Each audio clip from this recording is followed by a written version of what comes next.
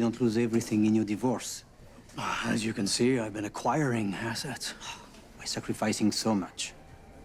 Do you mean the house or Victoria? Because either way, I'm happy to be free of that fading structure. Now that you've had time to catch up, can we get down to business? Actually, we're on our way to the club for a round of tennis. Your father's still smarting from the time I beat him in Saint-Tropez. Revisionist history. A Grayson specialty.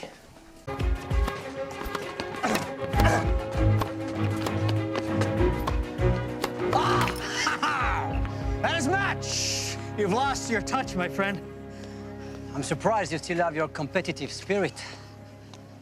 I thought you were more into frivolous games these days. I assume you're referring to my stewardship of Voulay. Using my brand to publish your memoirs, it's beneath you. Well, I've decided to put those on ice. I mean, I hate for the world to think that my story's anywhere near over now. I have new aspirations. And what are they? The French Open? Wimbledon? It's always been your problem, Pascal. You're too fixated on your own continent. Where should I be looking? Right here, the Americas, where I could shepherd your new North American base of operations. I mean, think about it. A Grayson LeMarchal alliance would be something remarkable to reckon with. I remember when we started out, you said I was a fool for running a media company. It was a foolish thing to say. Now, information is the real seat of power, and Voulay is just the base of the pyramid. Considering what you've asked of me in the past, I think I've done enough for you. I was on my way out. Please, feel free to drink on my tab. But Pascal, come on, you and I both know you're gonna give me what I want. Conrad, I understand you don't hear no very often. But I have no intention of merging our companies. Ever. Well, what if I got you the one thing you've always wanted, but never had? I have everything a man could want. Except Victoria.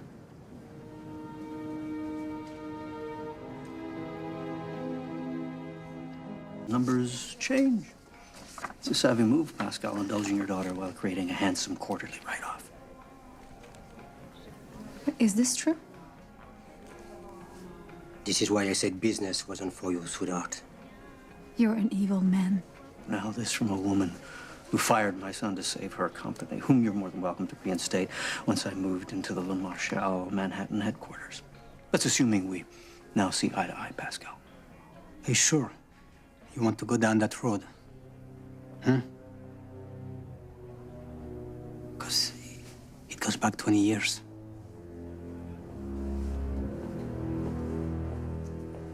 But we both know few sounds are sweeter than the crumbling of your fellow man.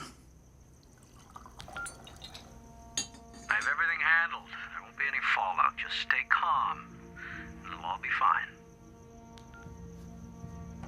You recall our chats from 1993? So that's what you have on me. You recorded our conversations. About the bomb. David. Every word.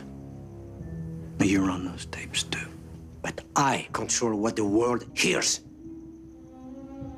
Which means I control you.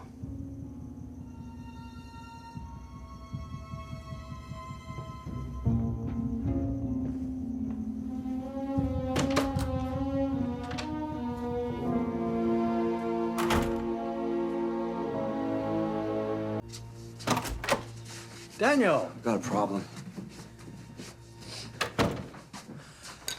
Pascal has been talking to the feds. Oh. Desperate man taking desperate measures must have got himself snared for his most recent crime. So he's trying to save his neck.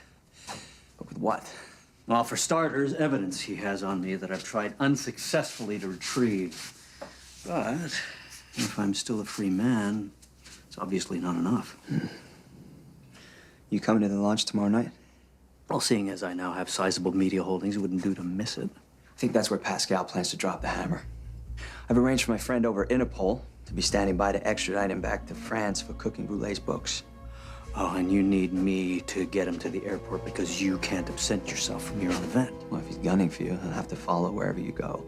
When the suit's over, Homeland Security won't be prepared for that. You know, this won't sit well with your mother. She's going to accuse you of betraying her. Please. She was the one who was foolish enough to trust him. Besides, there's many upsides to getting rid of Pascal.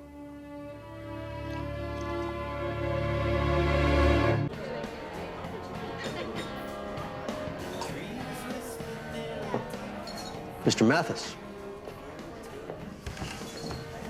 Surprised? Surely you must know I keep track of all the pieces on the board. What do you want? That's not the right question.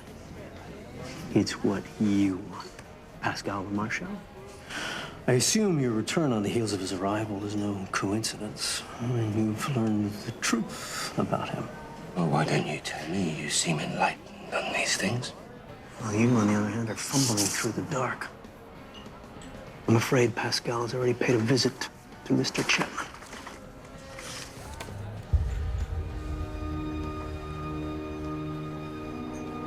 He's cleaning house, and you're next, unless I run interference for you. Why would you do that? Well, because he has something I want, and I believe you can get it. Go to hell. You will find that it's better to make an ally of me than an enemy, Mr. Mathis.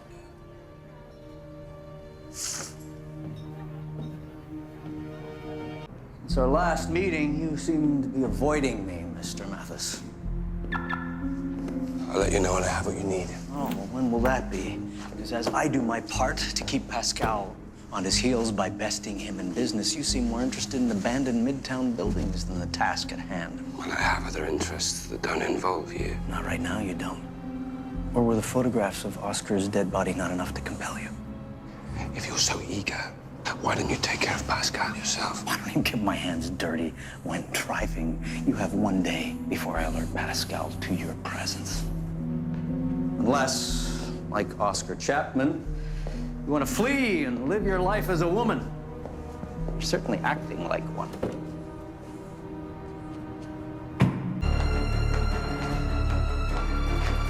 I have to fly back to the Hamptons. Care to join? They're stuck here. What's so pressing? I'm haunted by things we did in our past. And what were those, pray tell? Trevor Morris, David Clarke. Oh, those are your ghosts, Pascal, not mine. I want to move on. Don't you want the same? I want what I've always wanted. To win at any cost. Or do you need me to be more specific? Yes, I do. Well, let's try this. Sometimes, to thrive, you need to do the unexpected. Pascal, watch out!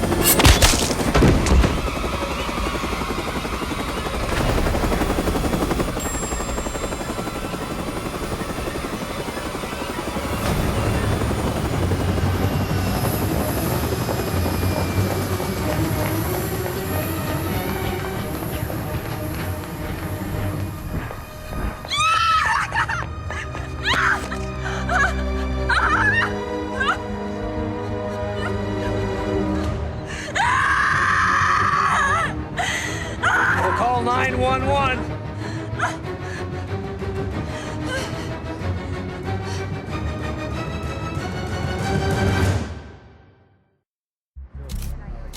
Why aren't you arresting him?